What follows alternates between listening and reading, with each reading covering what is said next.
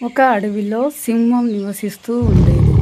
అది జంతువులను చంపి వాటి కళేబరాలను తన గుహకు తెచ్చుకునేది. చాలా వరకు వాటి మాంసం తినేది. మిగిలిన భాగం అలాగే గుహలో ఉండేది.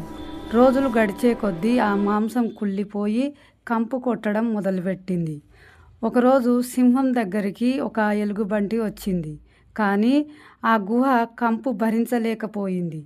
సింహంతో ఇలా అంది, రాజా, నీ గుహ విపరీతమైన కంపు కొడుతూ ఉంది. దీన్ని శుభ్రం చేయాలి.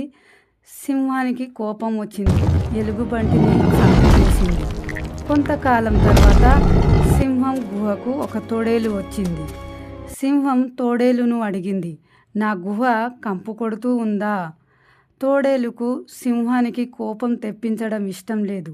అందువల్ల ఇలా అంది, లేదు మహారాజా, అసలిక్కడ దుర్వాసనే లేదు. పైగా ఎంతో సువాసన వస్తోంది. తోడేలు అబద్ధం చెప్తున్నదని సింహానికి తెలుసు. సింహం తోడేలు మీదికి దూకి చంపివేసింది.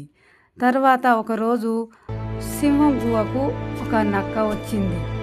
సింహం అడిగింది, నా గుహ కంపు కొడుతున్నదా? జిత్తుల మారి నక్క సమాధానం చెప్పింది, మహారాజా, నాకు చాలా జలుబుగా ఉంది. ఏ వాసన తెలియడం లేదు. ఆ విధంగా నక్క ఒక క్లిష్ట సమస్య నుండి తప్పించుకున్నది.